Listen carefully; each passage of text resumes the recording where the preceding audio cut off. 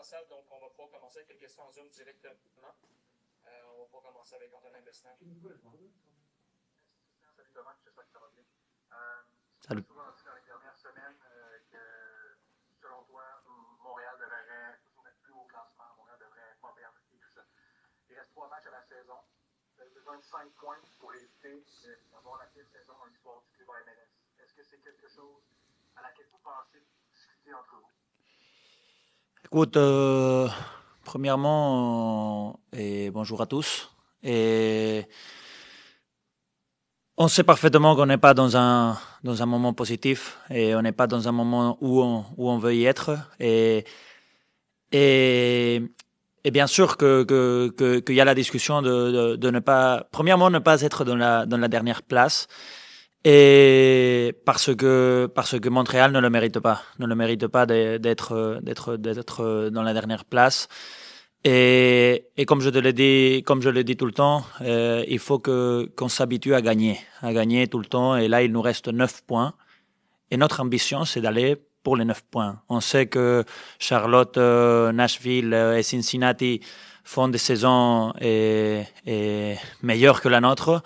Et c'est des équipes compétitives, mais on va y aller, bien sûr, à gagner tous les matchs. Et c'est ça l'objectif. Et pour cette fin de saison, et je sais que ce n'est pas une saison positive. C'est une saison très mauvaise et il faut maintenant finir bien la saison en gagnant le plus de points possible. J'ai une question, Jean-François Théotonieux. Bonjour Thomas, merci pour ton temps ce matin. Bonjour. Ça fait quelques semaines, quelques matchs que tu joues ici. De ce que tu vois de la MLS, est-ce que tu t'y plais? Est-ce que tu dois rester ici encore peut-être un an, une autre année? Comment tu vois ton avenir avec le Montréal et en MLS? Oui, c'est une compétition très compétitive où il y a des infrastructures vraiment qui te permettent d'évolutionner comme joueur. Et je suis venu ici pour les objectifs de Montréal, pour rentrer dans un projet qu'on m'a présenté et pour grandir comme joueur, que c'est mon objectif aussi. Et, et après, sur l'autre question, moi j'habite au présent. J'habite au présent, pour moi c'est demain Charlotte. Je ne pense pas si je vais rester et combien de temps je vais rester. Moi l'important, ce que je fais tout le temps, c'est de donner mon maximum et tous les jours. Et je vais donner mon maximum dans les entraînements, dans les matchs. Et, et je ne réfléchis pas à combien de temps je vais rester ici. Je réfléchis à évolutionner comme joueur et surtout, et plus important, à pouvoir aider le club à obtenir ses objectifs.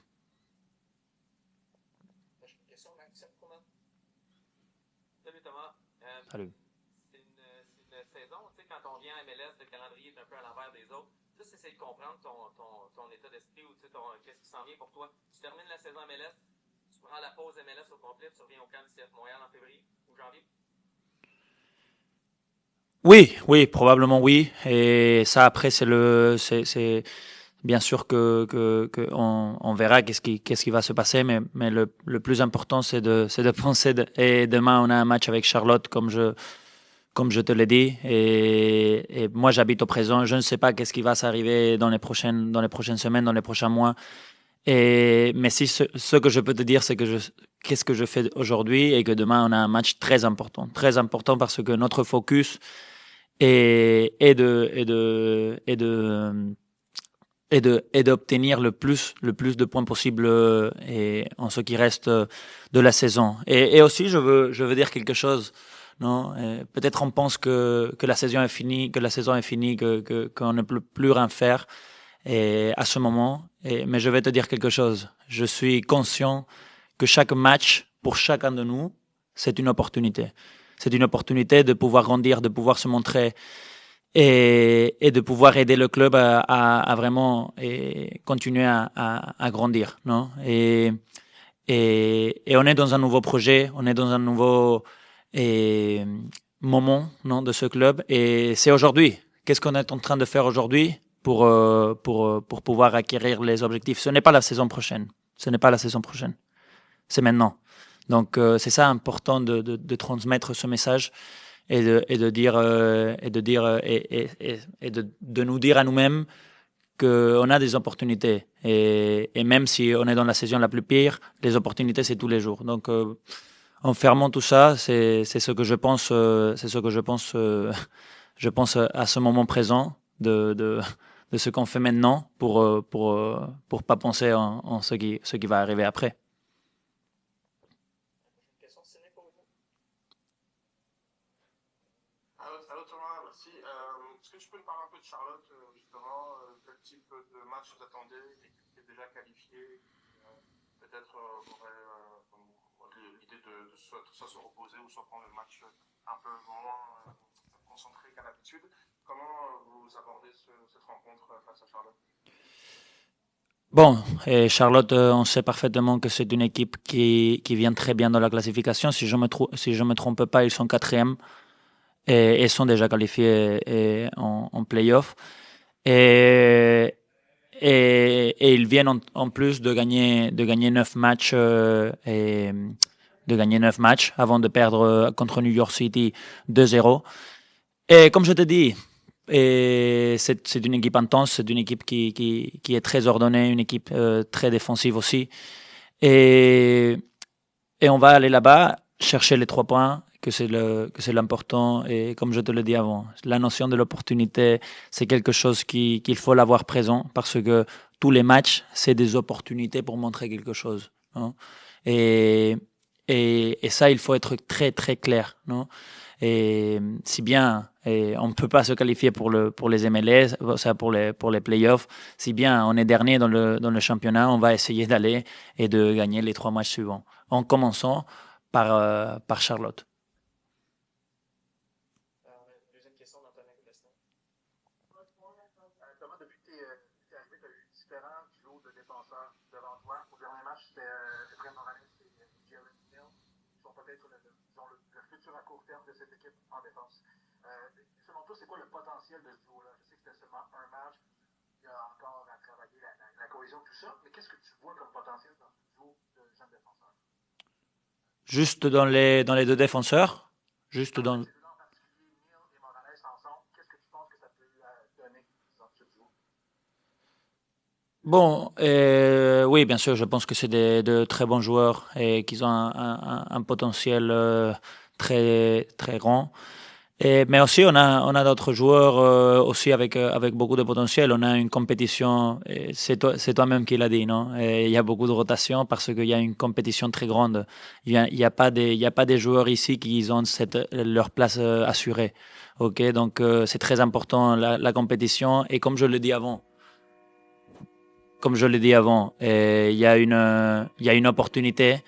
Et chaque moment, c'est une opportunité pour pouvoir montrer son niveau.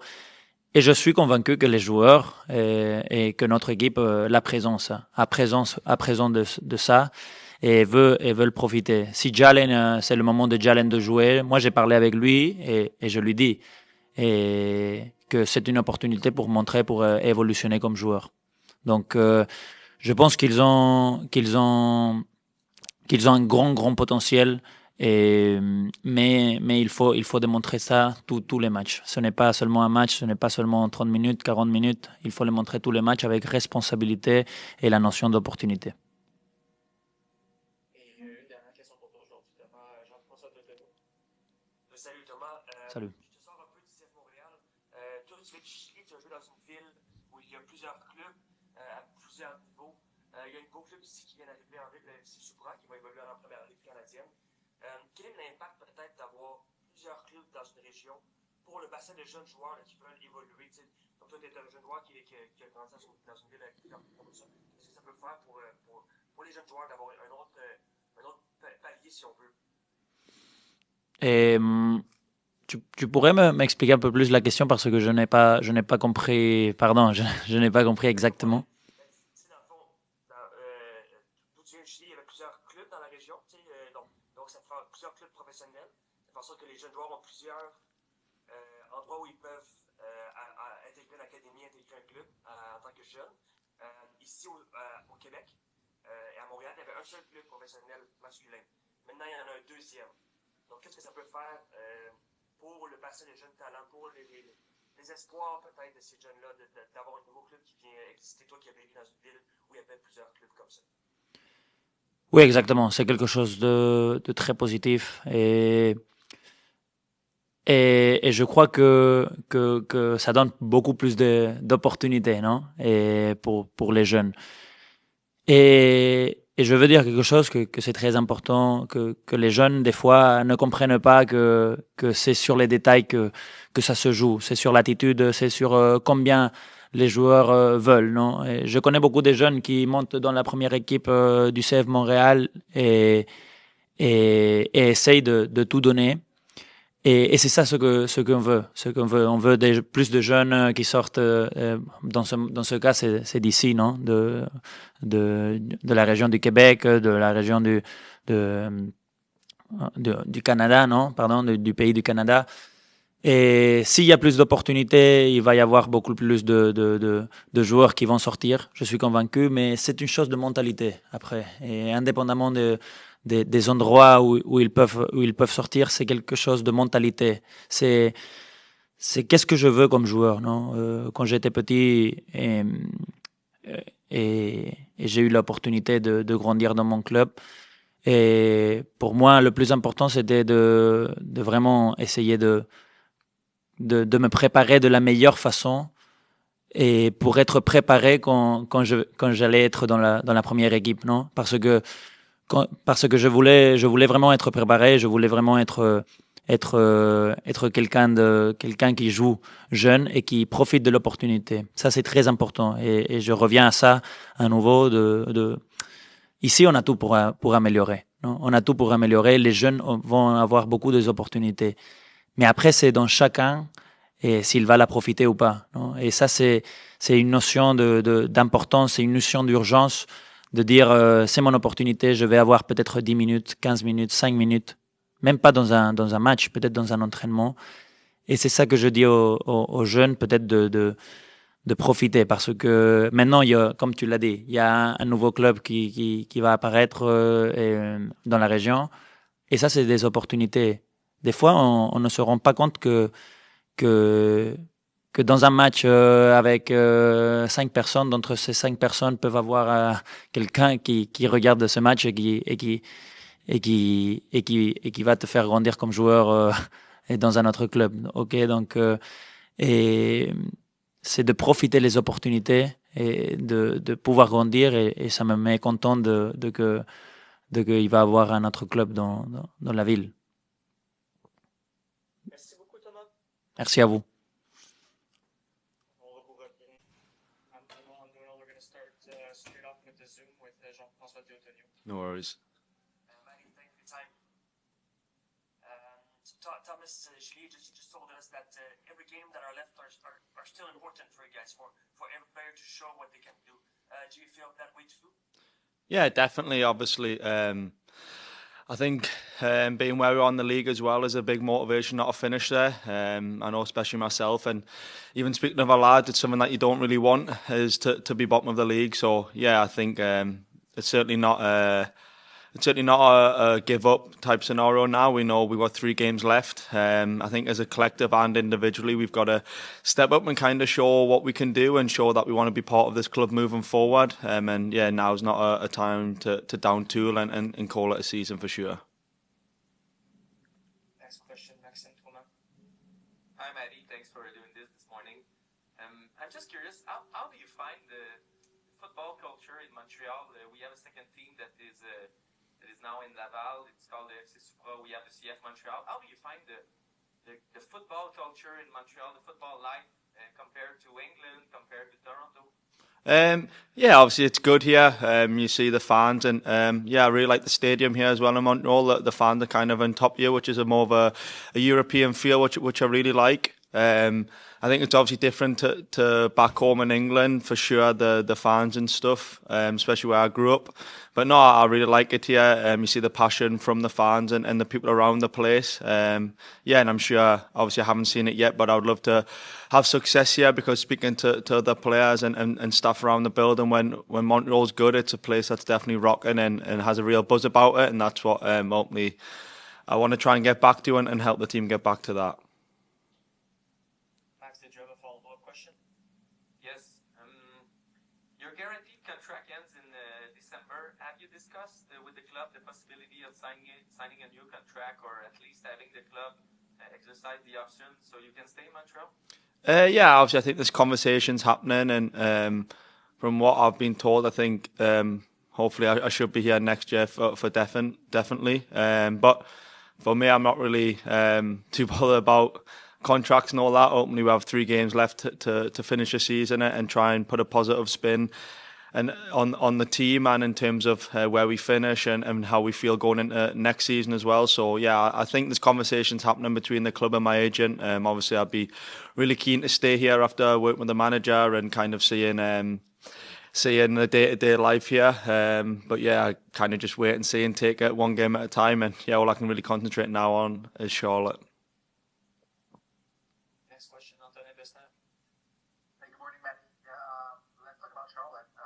They just recently matched the league's record with nine wins in a row. They're going to play on their field. How do you see that challenge for your team? Yeah, obviously they're a top team, as you just said. Lots of experience in there as well, who have played at a really good level. And yeah, Dean Smith always gets a team that's tough to beat. But yeah, I think for us, we have to look at it from our point of view that it's a big opportunity to go to such a good team away from home and kind of show what we're about, show what we're made of. Obviously, we know it's going to be a tough game, but I think from our point of view, it's about going there with the mindset to win the game. And yeah, obviously at this stage we have nothing to lose, and we have to go there and be as positive as we can. So yeah, I'm really looking forward to going there. Obviously, as you mentioned, it's a great stadium. Obviously, it's turf, which is different as well again. But yeah, I played there earlier on this season, and yeah, I really enjoyed the atmosphere there. I enjoyed the game, and as I said before, we know what a good team they are. But I think we have to concentrate on ourselves and try and put in a good performance. Next question, Sidney Fogo. Hi, Mikey. You talked a bit about the mentality on what you guys need to do to get the win. What will be the key for your performance in order to get from Charlotte with points? Yeah, I think obviously we know what they're about. They're very good defensively and they have great players on the counter-attack who can hurt you. So I think this is something we've got to be aware of, especially as the game goes on, as they're deadly on the counter. So I think that, and then I think for us, as you've seen in some of the other games we've played in, we've created a lot of chances and probably haven't put the ball in the net, and then conceded goals that are definitely avoidable. So I think if we can put all this together, we should be able to go there and get a win or at least a draw. But yeah, as I said, I think they're a good side, and we kind of know we have to be at our best to compete. Sidney, did you have one last question? Yeah.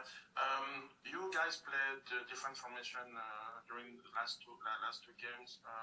What are the benefits of playing with 3 midfield like done against Saint-Louis versus playing with 2 like you done against in your last game?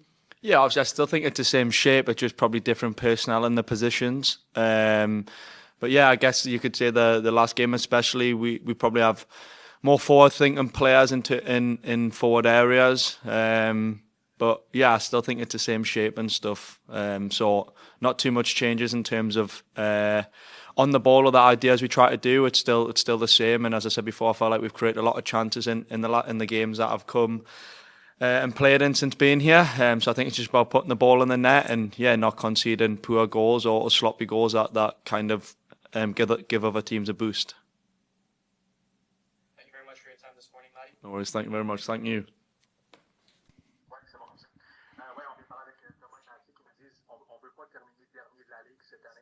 Mais il y a aussi le risque d'avoir la pire saison dans l'histoire du club en MLS. Vous avez besoin de 5 points dans les 3 derniers matchs pour ne pas avoir la pire saison dans l'histoire du club. Je sais que vous êtes tous des gens très fiers.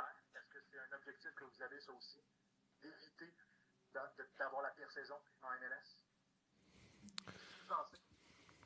Yeah, yes, I think that we have every time we have many different objectives as a team and also individually. When we arrive at the end of the season, it's all about find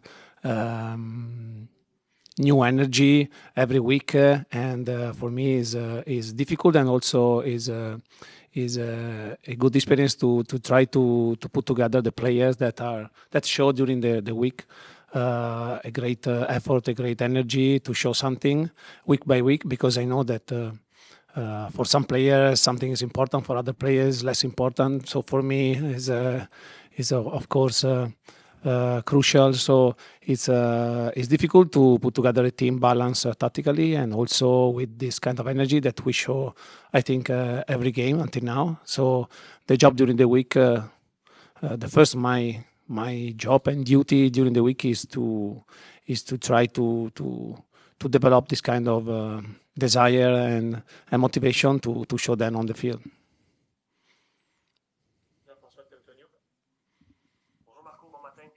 Bon matin.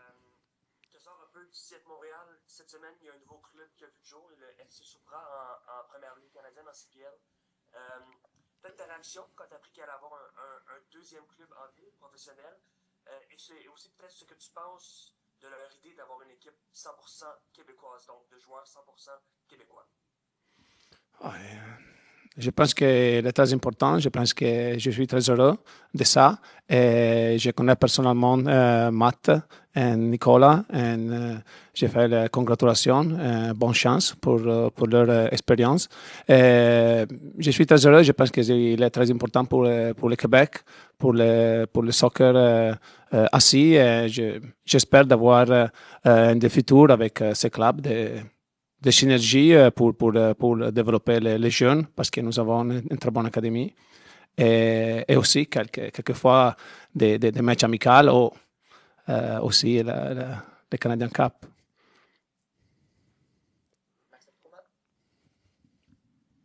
Salut Marco. Salut. Petite question blessure. Est-ce que Giacomo Brioni, on a des chances de le voir avant la fin de la saison? Il reste 3 semaines, plus ou moins. Est-ce qu'on a des chances encore de le voir en action cette saison? I don't know exactly. So I've always been honest with you. So I think there are some possibility to see him, and also some possibility to don't see him. It depends. We go day by day. This injury was bigger than we thought at the beginning, and so he's working already on the field.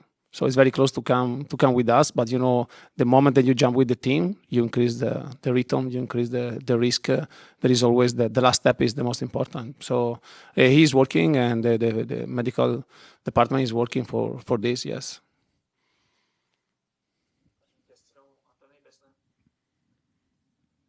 Marco, on sait que c'est une saison qui est difficile au niveau des résultats, mais malgré tout, tous les joueurs, quand on leur parle, disent être heureux de travailler avec toi.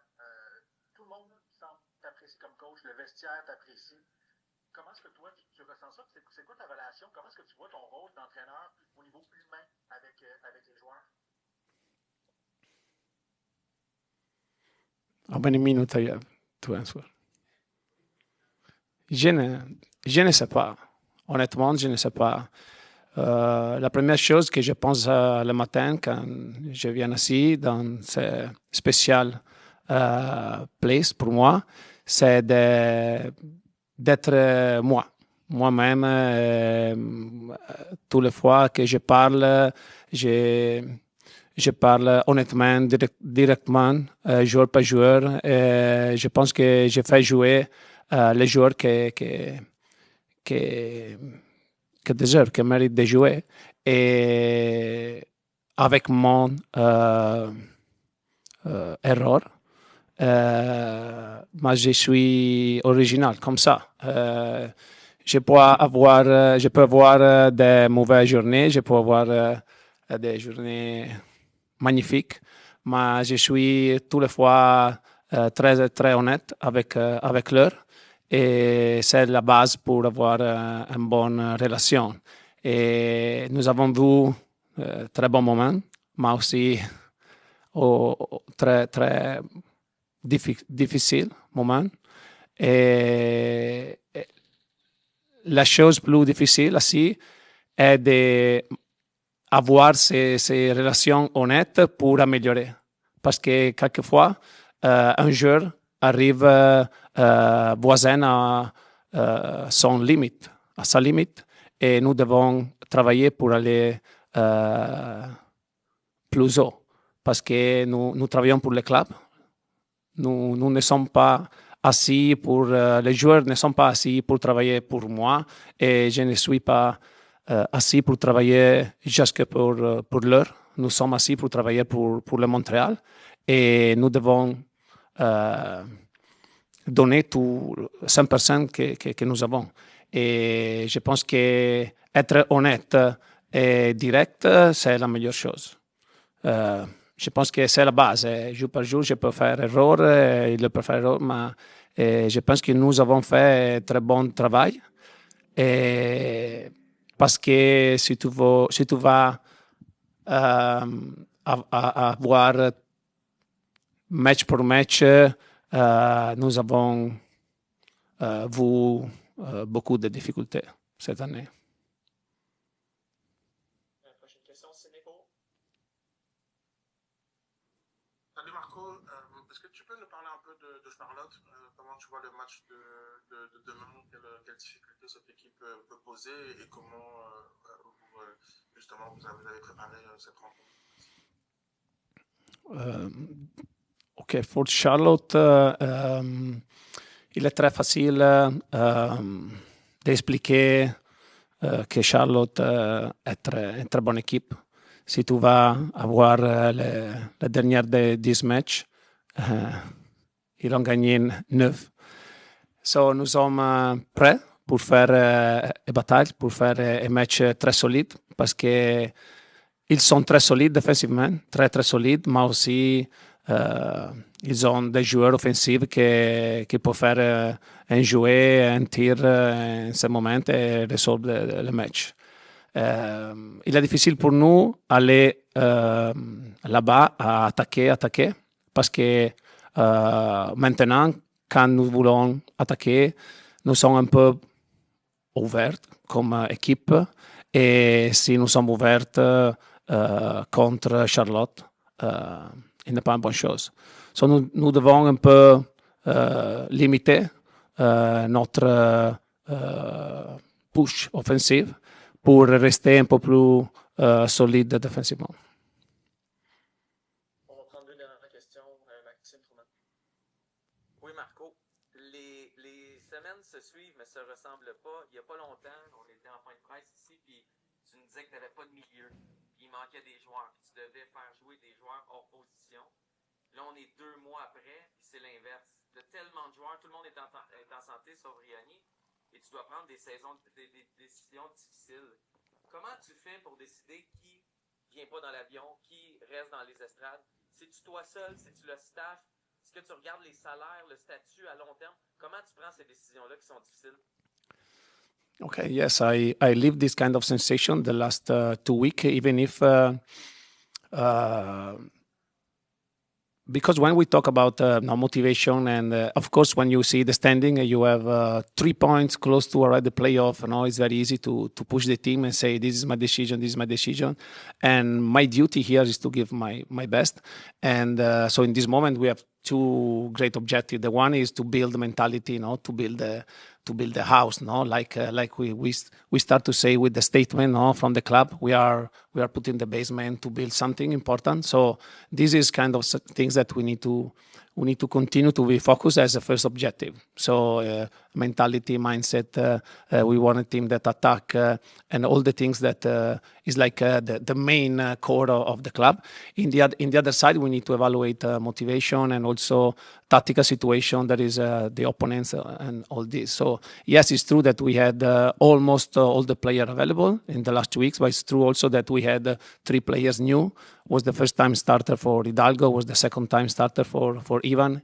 If you look in details of the game against New York, that we play, I think, a very good game in terms of performance and creating offensive chances, we were missing the last shot, the last pass, and for sure in 2-3 games, or I don't know, the next season, even when he played 10 games with his teammates, is going to understand that Luca is coming in the other side, that Prince is doing this kind of movement. So this kind of relation is so important to finish, especially when there is no space. So the more we play, yes, it's true that we were the full squad available, but it's also true that it's really like pre-season. It's really the pre-season for us.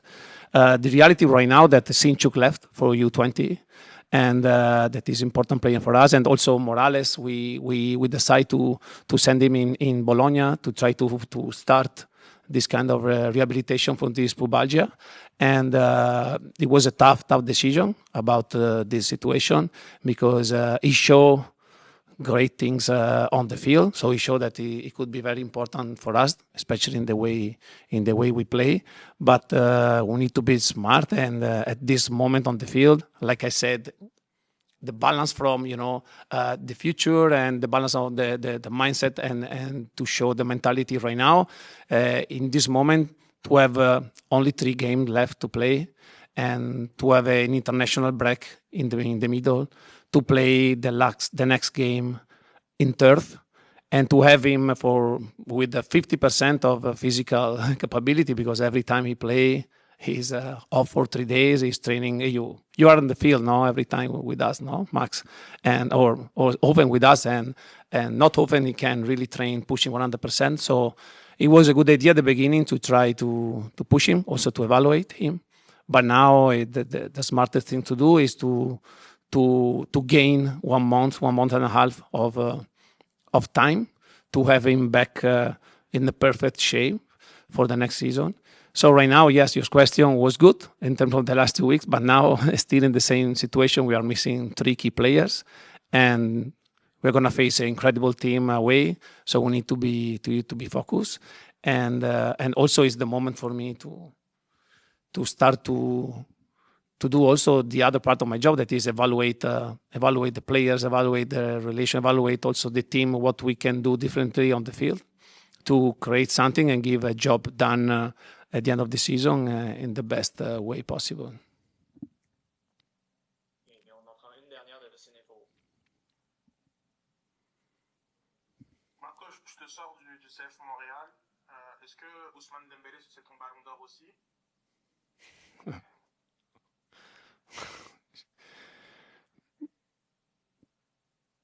Je ne sais pas répondre, honnêtement.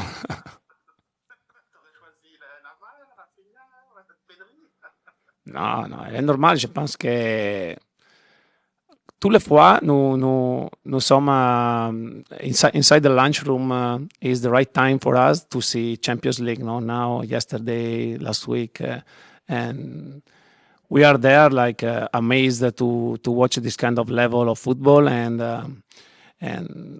to see an incredible player winning a Ballon d'Or, and to see all the others sit in the front in the first line is. I don't wanna.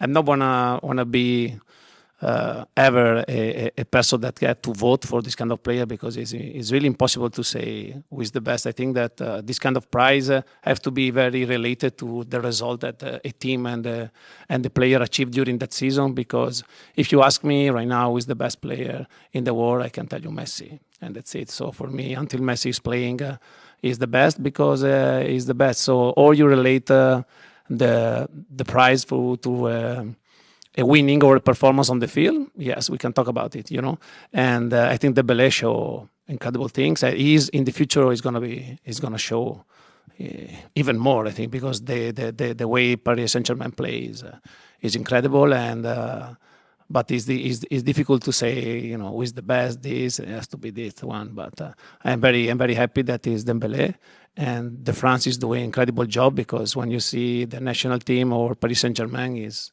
full of talent. I'm following also U21, so the academy. Every time they play against Italy, they are incredible player, incredible profile, and so I'm happy about that. Merci Marco. Merci.